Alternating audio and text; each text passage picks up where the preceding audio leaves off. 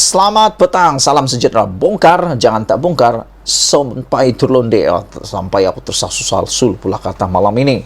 Aku nak kongsi dengan kamu apa yang terjadi di mahkamah yang mungkin kamu tak tahu dan mungkin kamu tak sedar. Tolong share video ini supaya ramai orang sedar apa yang berlaku di dalam perbicaraan Najib di Mahkamah Persekutuan hari ini. Seluruh dunia sebenarnya mengambil tahu. Seluruh dunia sebenarnya mahu tahu apa yang terjadi dalam isu kes perbicaraan rayuan terakhir Najib ni. Adakah Najib akan masuk penjara ataupun adakah Najib akan terlepas? Dan di dalam perbicaraan itu, Najib mengemukakan 94 alasan mengapa Mahkamah Rayuan dan Mahkamah Tinggi terkilaf dalam membuat keputusan. 94 alasan. Dan di Mahkamah Persekutuan hari ini ada 5 hakim yang paling tinggi di Malaysia mendengar rayuan Najib. Dia diketuai oleh Tengku Maimunah, Ketua Hakim Negara Malaysia, juga beberapa orang lagi termasuk Ketua Hakim Besar Mahkamah Tinggi Sabah dan Sarawak, juga beberapa hakim yang arif lagi bijaksana. Yang menariknya juga adalah apabila pasukan peguam Najib berusaha untuk memasukkan bukti baru di dalam kesnya ini, rayuannya ini. Karena sebelum ini telah ditolak, tapi kali ini mereka memfailkan secara lisan untuk memohon supaya bukti baru itu dimasukkan dan masih lagi mengaitkan. Pasukan pembelaan Najib cuba mengaitkan kesalahan konflik ataupun keputusan Hakim Mahkamah Tinggi iaitu Muhammad Nazlan Hakim Muhammad Nazlan. Najib kata ada kepentingan melibatkan hakim tersebut dalam kesnya SRC International.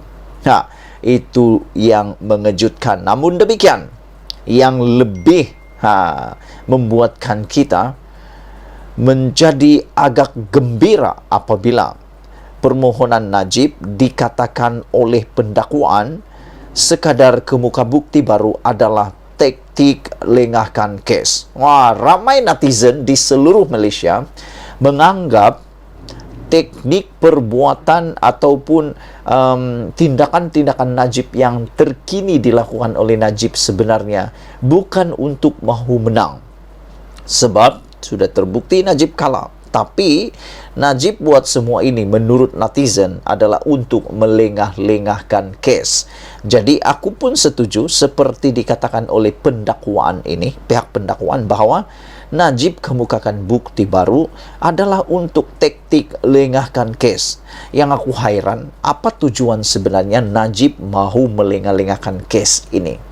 Ada orang kata Najib melengah-lengahkan kes ini supaya sempat PRU 15, supaya nanti PRU 15 menang lagi. Kalau ditakdirkan menang Barisan Nasional, maka adalah harapan Najib untuk terlepas daripada hukuman penjara 12 tahun dan denda 210 juta itu. So, apa kata di dalam ulasan ini? Permohonan Datuk Seri Najib Razak untuk mengemukakan bukti baru dalam perbicaraan SRC International Sendirian Berhad adalah taktik untuk melengahkan perjalanan dan pengakhiran kes itu. Mahkamah Persekutuan diberitahu hari ini.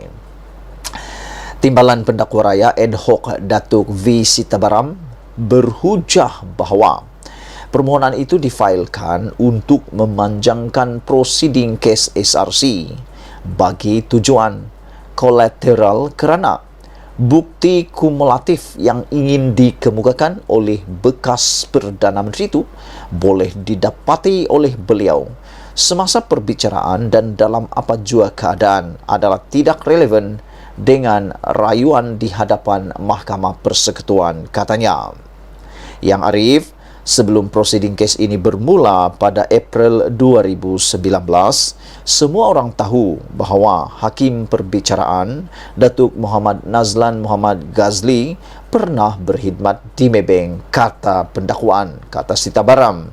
Semasa kes pembelaan ini adalah isu beban. Mereka patut membangkitkannya, namun mereka tidak mengambil sebarang tindakan pada ketika itu, kata Sitabaram lagi. Aku pun setuju dengan hal ini kerana menurut pendakwaan ini, sepatutnya Najib sudah tahu bahawa Datuk Muhammad Nazlan Muhammad Ghazli pernah berkhidmat di Maybank. Dan semua orang tahu, semasa sebelum prosiding itu bermula pun, semua orang tahu bahawa hakim perbicaraan itu pernah berkhidmat di Maybank. Tapi kenapa pada waktu itu mereka tidak membangkitkan hal itu dan mereka tidak mengambil sebarang tindakan pada ketika itu? Baru-baru ini saja baru menimbulkan pula isu itu. Itu persoalan besar. Pendakwaan juga berkata selain itu, tiada bukti konflik kepentingan di pihak Hakim Muhammad Nazlan pada perbicaraan SRC seperti yang didakwa oleh pemohon, iaitu Najib. Katanya, pemohon telah membuat dakwaan berniat jahat dan sembrono terhadap hakim itu yang tidak dapat membela dirinya secara pribadi daripada kesemua dakwaan palsu itu, katanya lagi. Beliau berkata demikian ketika membantah usul Najib untuk mengemukakan bukti baharu dalam kes SRC agar ia dibicarakan semula pada pendengaran rayuan terakhir kes itu di hadapan panel 5 hakim yang dipengerusikan oleh Ketua Hakim Negara Tun Tengku Maimun Tuan Mat. Ramai netizen yang tak setuju kalau rayuan Najib itu untuk dibicarakan semula. Kalau begitu, sia-sialah segala bertahun-tahun semuanya itu.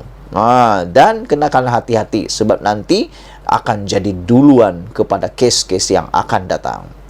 Turut bersidang Hakim Besar Sabah dan Sarawak Tan Sri Abang Ismail Iskandar Abang Hashim serta Hakim-Hakim Mahkamah Persekutuan Datuk Nalini Pat Manhattan, Datuk Mary Lim Tiam Suan dan Datuk Muhammad Zabidin Muhammad Dia. Sitabaram juga berkata, permohonan Najib ada berdasarkan apa yang didakwa, dimaklumkan oleh beberapa individu tertentu kepada SPRM. Justru Mahkamah Persekutuan harus menolaknya kerana afidavit sokongan ahli Parlimen Pekan itu adalah berdasarkan keterangan dengar cakap. Rupa-rupanya ini dengar cakap. Tidak ada bertulis, tidak ada dokumen bertulis. Jadi dengar cakap sahaja. Okey, kamu tahu apa itu dengar cakap? Macam yang bercerita-cerita je lah, macam itulah. Afidavit Najib menunjukkan bahawa individu terbabit tidak memberitahu beliau secara pribadi apa yang mereka maklum kepada SPRM. Kenyataan mereka adalah semata-mata dengar cakap, katanya lagi. Permohonan itu bukanlah bagi mengemukakan bukti baharu, sebaliknya satu ekspedisi untuk memancing maklumat mengenai dakwaan konflik kepentingan di pihak Hakim Muhammad Nazlan, katanya. Pada 28 Julai 2020, Muhammad Nazlan yang ketika itu Hakim Mahkamah Tinggi, kini Hakim Mahkamah Rayuan, menjatuhkan hukuman penjara 10 tahun ke atas Najib bagi setiap pertuduhan pecah amanah jenayah 3 pertuduhan serta penggubahan wang haram 3 pertuduhan dan 12 tahun penjara serta denda RM 210 juta bagi pertuduhan menyalahgunakan kedudukan beliau. Bagaimanapun, Najib hanya perlu menjalani hukuman penjara selama 12 tahun kerana hakim itu memerintahkan kesemua hukuman penjara berjalan serentak. Pendengaran rayuan kes itu bersambung esok.